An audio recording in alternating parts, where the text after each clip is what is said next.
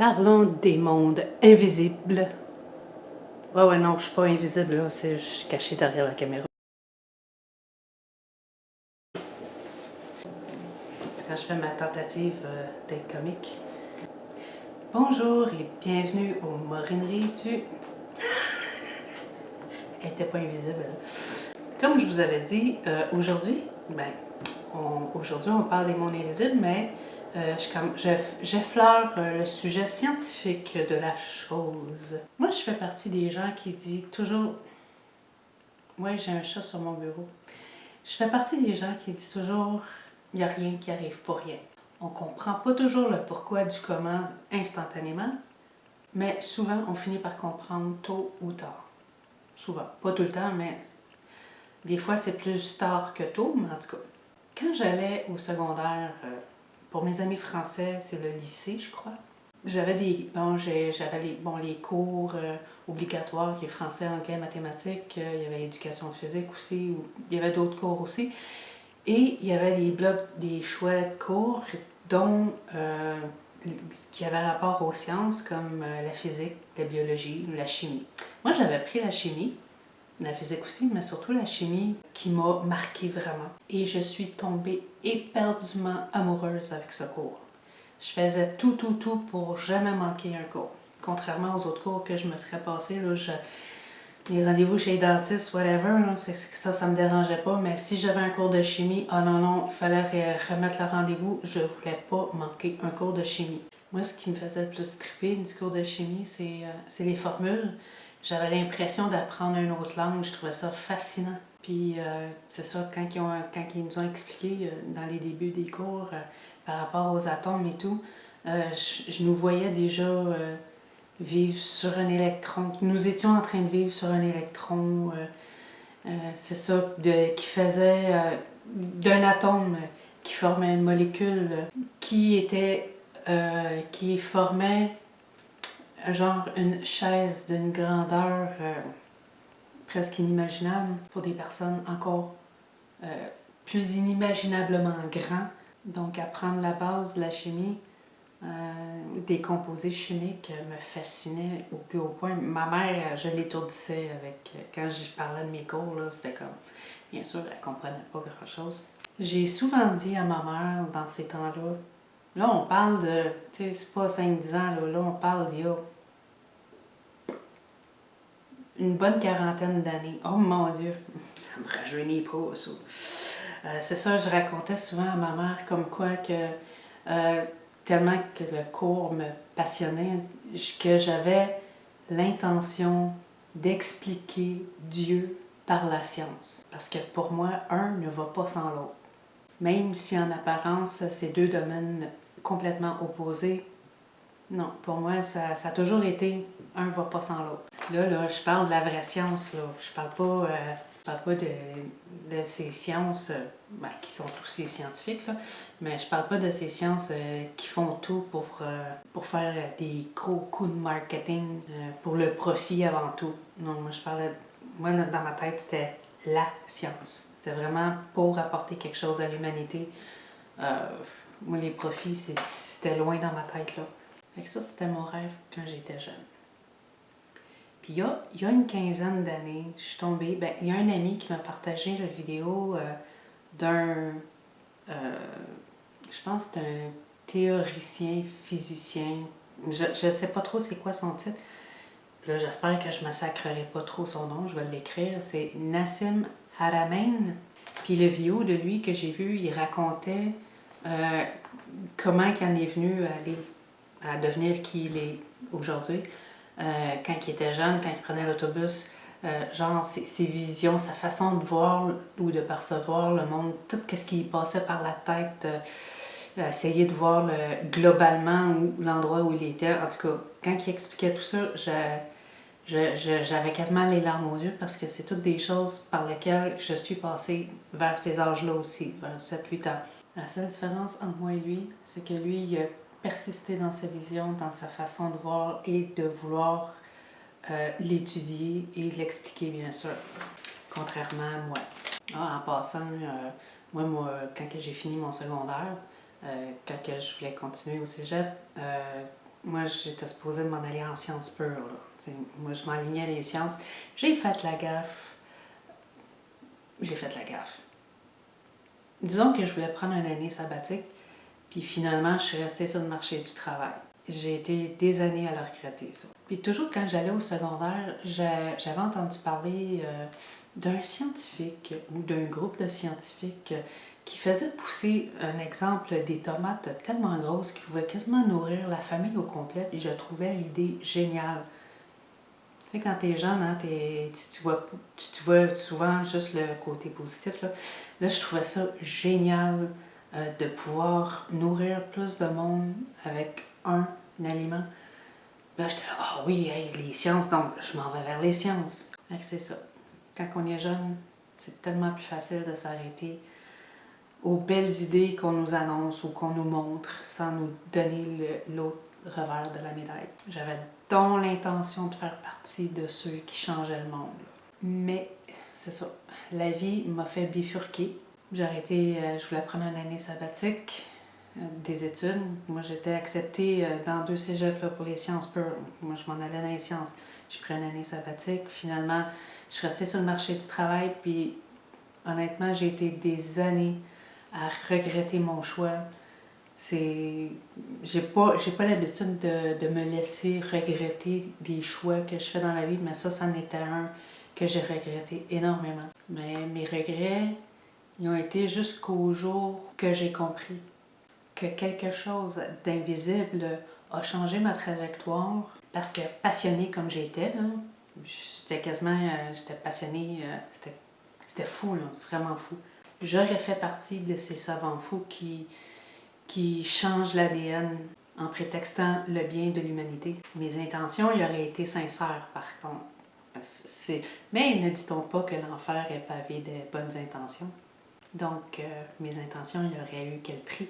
Il y a beaucoup de scientifiques, heureusement pas tous, là, qui aiment se prendre pour Dieu. Soit par bonnes intentions, par sadisme, ou pour l'appât du gain. Là, quand je parle de sadisme, c'est surtout ceux qui n'ont pas peur de faire souffrir des êtres vivants, là, que ce soit des petits animaux, des plus gros animaux, des chats, des singes ou même des humains. Là. Puis le jour que j'ai compris les ravages des OGM, des organismes génétiquement modifiés, que je tente d'éviter le plus possible maintenant, ce qui n'est pas évident parce que presque tout est OGM, j'ai remercié la vie d'avoir changé ma trajectoire. Parce qu'autant que j'ai eu des regrets quand j'ai lâché les études, je pense que mes regrets auraient été encore plus grands à ce moment-là, en m'apercevant de tout le mal que peut faire les OGM.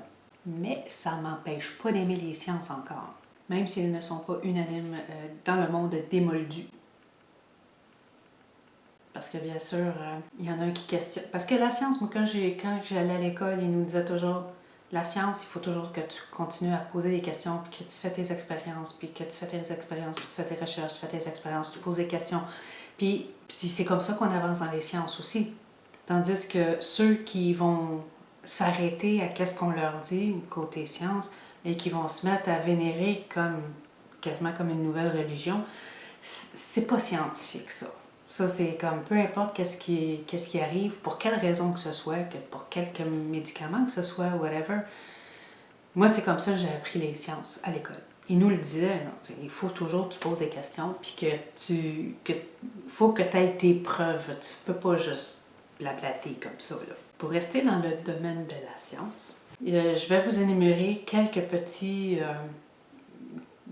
sujets ou quelques petits appareils qui ont été inventés pour les sciences, pour voir l'invisible. Comme j'ai dit, c'est un survol. Je nomme pas tout parce que là, c'est comme, je finirais plus, là. Mais j'ai trouvé ça intéressant. J'ai fait des recherches. Puis, c'est ça, des fois, par contre, j'ai remarqué sur Internet qu'un site va dire une affaire ou telle année, un autre site va dire un autre nom, une autre année. Puis, j'ai essayé de voir qu'est-ce qui revenait le plus souvent, là. Fait que j'essaye de faire une salade scientifique verbale. Ça se dit-tu, ça? En tout cas, j'ai commencé c'est comme... Je dis pas que c'est la première invention de toute l'humanité, là, mais moi, ce qui m'intéressait, C'est le microcosme. Oui, le microscope. Le premier crédité pour cet appareil est un opticien fabricant de lunettes. Il est néerlandais, né c'est là que je parle, les années, ils sont pas toutes pareilles. Il y a un site qui disait qu'il était né en 1570. Un autre site disait qu'il était né en 1585. Bon, pour nous autres, ça fait pas une grande différence, mais quand même 15 ans, c'est 15 ans. Son nom serait Zacharias Janssen. Il aurait fabriqué le premier microscope. Il aurait fabriqué le premier microscope composé. Ça, c'est ceux qui utilisent deux lentilles. Ça serait vers les années 1595-1600. Bon, s'il est né en 1585, puis ça serait sorti en 1595, il y avait juste 10 ans. C'est là que je parle que les années ne sont pas très... en tout cas, ça joue dans ces années-là. Ça pouvait grossir l'objet de 20 à 30 fois de sa taille normale. C'est quand même pas rien, là. Tu sais, quand tu dis, dans ce temps-là, quand ça a sorti, ça devait être comme « wow ». Puis après ça, c'est sûr que ça a évolué et tout. Après ça, il faut avoir de plus en plus des choses, des organismes de plus en plus petits. C'est intéressant de voir l'histoire du microscope. Ensuite, je me suis arrêtée à, je pourrais dire quasiment son opposé, le télescope. Son invention serait attribuée à un fabricant de lunettes, un autre, hollandais, celui-là, du nom de Hans Lippershey. Là, je suis désolée pour les noms, si je les massacre. Lui, il aurait combiné une lentille convexe avec une lentille concave, créant ainsi une longue vue. Ça, c'est aux alentours de 1608. Mais c'est Galilée qui sera le premier à l'utiliser afin d'observer les astres. Puis ça aussi, ça a développé, ça s'est amélioré et qui ont travaillé là-dessus. Mais moi, ce qui me fascine de ces deux-là, les deux, c'est des opticiens, des fabricants de lunettes. C'est qu'est-ce qu'ils ont pensé, comment ils ont commencé à dire « Ah, si on met ça, si on met une lentille comme ça, puis une lentille comme ça, on peut voir comme ci, on peut voir comme ça. » J'imagine là, que malgré que ça devait être quand même des messieurs pas sophistiqués, mais respectables, si je peux dire, s'amuser dans leur atelier ou c'est ça, dans leur atelier, avec les verres pour voir qu'est-ce que ça donnait, puis tout. C'est comme des enfants qui expérimentent, là, mais à l'âge adulte, des enfants adultes. En tout cas, c'est l'image qui me venait en tête, là, ça me faisait bien rire. Puis, selon moi, ces gens-là qui ont laissé aller leur curiosité enfantine à expérimenter et faire ce genre d'invention, ce côté-là créatif, j'adore. C'est comme ça qu'on découvre des affaires. C'est en jouant. Même si tu es sérieux, tu joues sérieusement, puis tu découvres des affaires. Moi, je pense que les vraies percées scientifiques, ça devait être comme ça. La personne s'amuse sérieusement, mais elle s'amuse. Ensuite, pour ce qui est dans l'invisible, parce que tu as l'invisible presque visible, mais dans l'invisible invisible, ce qui me vient en tête est la force que deux aimants peuvent avoir pour s'attirer ou se repousser, dépendamment si c'est le champ positif ou négatif qui est rapproché de l'autre. Il y a la force gravitationnelle aussi, qu'on peut voir les effets. Par exemple, une pomme qui tombe d'un pommier, mais on ne voit pas la force qui l'a fait tomber. Newton, il y en a qui ont trouvé la formule de ça. Mais bon, encore là, il faut que tu t'amuses. C'est sérieux, mais à chercher la formule pour trouver qu'est-ce qui fait quoi, puis tout, c'est comme... c'est ça qui me faisait... que j'aimais en chimie ou même en physique. J'étais moins bonne, par exemple, en physique. Mais j'aimais ça. C'est comme le fait d'essayer de trouver comment du pourquoi. Puis là, c'est le casse-tête mental. C'est comme... Mes neurones pouvaient s'allumer. C'était invisible, ça aussi, là, mais bon... Le fait qu'ils s'allument, pas que j'en ai des neurones, c'est le fait qu'ils s'allument qui est invisible. Ok, désolée, mon humour. Ah oui, puis je suis tombée sur une autre chose aussi. C'est peut-être pas tout à fait invisible et invisible à la fois. Je me suis retrouvée pendant mes recherches là, sur l'histoire du chat de Schrödinger. Je le dis-tu comme faux? Vous savez l'histoire à savoir si le chat qui est enfermé dans une boîte est vivant ou s'il est pas vivant? Car tant qu'on ne regarde pas dans la boîte, il est les deux à la fois. Il est vivant et non vivant à la fois. Puis là, bien sûr, je me suis mis à penser, oui, le chat, il est peut-être mort, il est peut-être vivant, mais le chat, il est peut-être ou peut-être pas dans la boîte aussi, non? En tout cas, là, je suis partie dans mes délires. Moi aussi, je m'amuse à ma façon. Je suis peut-être pas une grande scientifique, là, mais j'aime m'amuser de la sorte. Et pour continuer dans cette allée de monde invisible, il y a la physique quantique. Si vous regardez en dessous de la vidéo ici, dans la description ou les infos sous la vidéo, je vais mettre le lien d'une vidéo sur YouTube qui explique très très bien c'est quoi la physique quantique. Je vais vous faire un bref résumé, là, mais si vous voulez savoir plus en détail comment que ça se passe, puis c'est très bien expliqué, c'est un peu...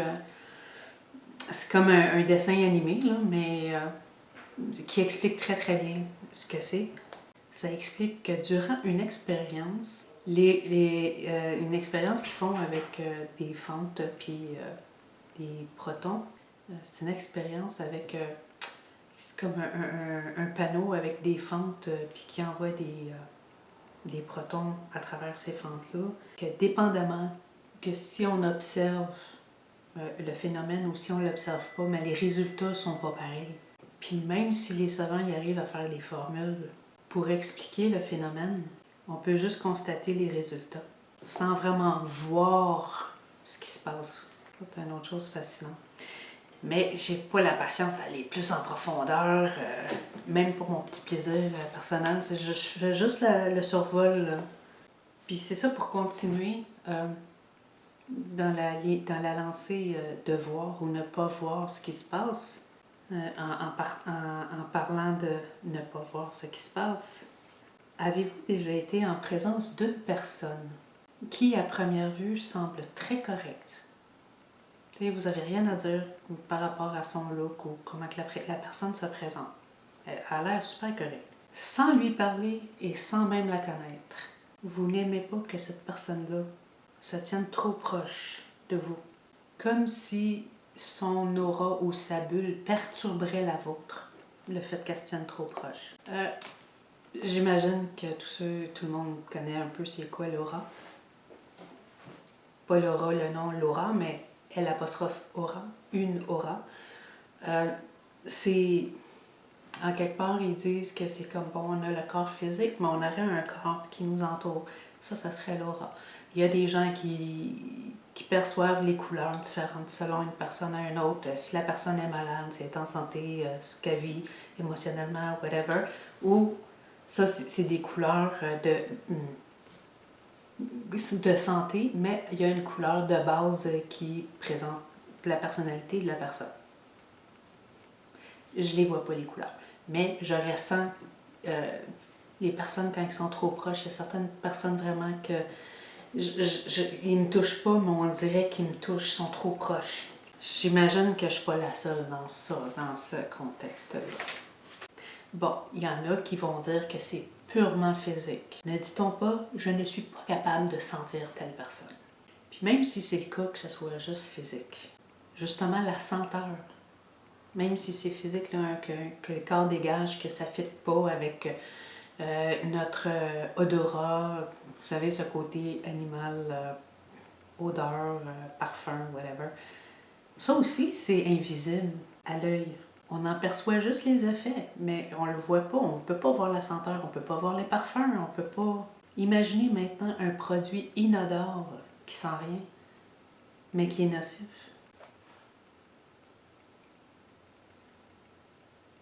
Puis par rapport à qu'est-ce qu'une personne... Bon, mettons là, qu'on reprend le fait que le corps dégage une certaine forme d'énergie qu'il y en a qui appellent aura.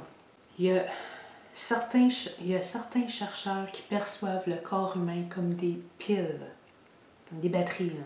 Puis ils prévoient, il y en a qui sont en train de même essayer de voir comment ils pourraient utiliser le corps humain comme pile du futur.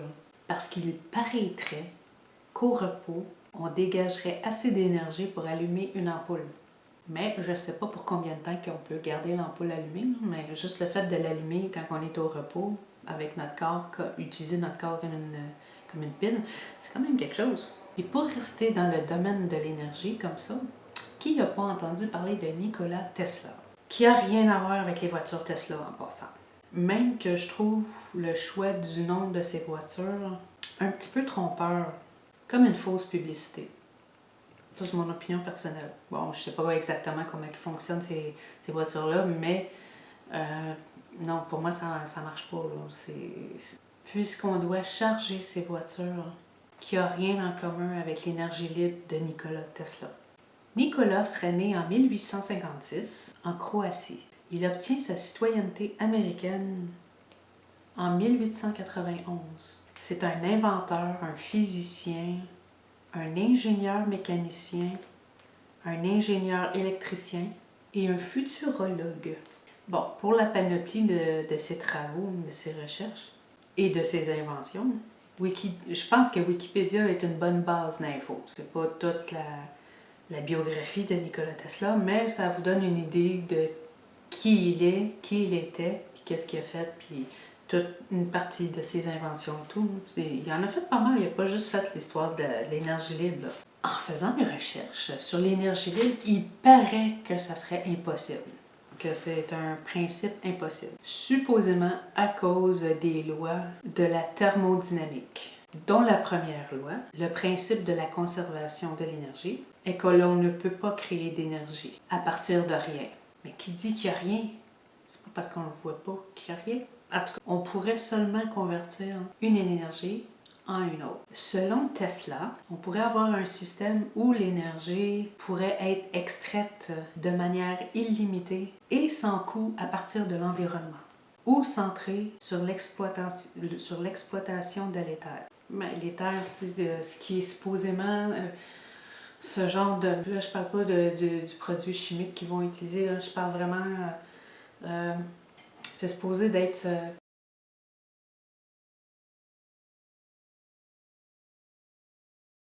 À mon avis, on ne vit pas dans un monde vide, mais rempli d'énergie. Et c'est cette énergie que Nikola Tesla voulait utiliser. Puis pour parler de l'éther, la définition selon le larousse.fr, toujours sur Internet, c'est un milieu matériel hypothétique remplissant tout l'espace mais impalpable dans lequel les ondes lumineuses sont censées se propager. J'avais lu en quelque part un moment donné comme quoi qu'il y a quelqu'un ou une organisation quelconque qui aurait ramassé tous les travaux de Nikola Tesla, surtout par rapport à l'énergie libre comme ça, qu'ils auraient tous ramassés. Est-ce que ça serait pour pas qu'on aboutisse à pouvoir se procurer cette énergie, puisque ça serait pas rentable pour certains? Puis en parlant d'énergie et de contrôle, je suis tombée à un moment donné, j'ai croisé ou j'ai vu une vidéo qui disait qu'on nous bombarde d'ondes pour nous faire penser et agir de certaines manières. Et que même certains peuvent entendre des voix. J'ai perdu le lien de la vidéo, je peux pas vraiment en dire plus. Si jamais vous savez de quoi je parle ou que vous la trouvez, pouvez-vous laisser un lien quelconque dans les commentaires sous la vidéo, s'il vous plaît? Ça serait très apprécié. Mais c'est ça, c'est que si je me rappelle bien, ça disait que il nous enverrait, il y a quelqu'un, une organisation, une personne, qui nous enverrait des ondes comme pour nous influencer à penser ou à agir d'une certaine manière. Ça a l'air que ça se fait, que c'est déjà en train d'être expérimenté, mais j'ai perdu le lien de cette vidéo. Je sais qu'on pourrait énumérer encore plein de trucs, que j'ai juste effleuré le sujet, mais je veux vous parler d'un dernier appareil ou application. Puis ça, si je glisse cet appareil-là dans cette vidéo-ci, c'est parce que c'est pour faire un lien avec la future vidéo qui va venir la semaine prochaine. J'ai jamais essayé, puis j'ai jamais eu l'intention de l'essayer. Mais j'ai souvent écouté des vidéos de youtubeurs faisant des urbex. Ça, c'est de l'exploration urbaine, généralement dans des endroits abandonnés et aux rumeurs d'être hantés, souvent. Ou même des TikTokers. Ou même des TikTokers qui ont l'air d'avoir plus de succès avec ces appareils. Je vous parle de la Spirit Box, une boîte à esprit. Mais il y en a qui vont Je sais qu'il y a des applications que tu peux utiliser sur ton téléphone pour qui fonctionnent le même principe qu'une Spirit Box. Mais puisqu'on ne peut pas vraiment savoir avec qui on communique, personnellement, je ne la recommande pas. Puis ça, j'en parlerai dans une future vidéo. Pourquoi? N'empêche que peu importe avec qui ou avec quoi on communique, avec la Spirit Box, là, bien sûr, ça reste quand même dans le domaine de l'invisible. Donner une voix à une entité pour nous communiquer, nous faire peur ou jouer avec nos émotions. Je considère ça quasiment comme un Ouija technologique. Mais que l'intelligence artificielle peut possiblement se mêler à la partie. Donc voilà, le sujet de la prochaine vidéo aura comme sujet le monde invisible, les esprits et toutes les entités, du moins en partie, qui nous côtoient, peut-être. J'espère que la vidéo vous a plu. Vous pouvez liker puis commenter. Ça m'aiderait beaucoup avec l'algorithme sur YouTube. Puis surtout, abonnez-vous si vous n'êtes pas déjà abonné. Alors merci et bon restant de dimanche et bonne semaine à tous. À la semaine prochaine. Ciao!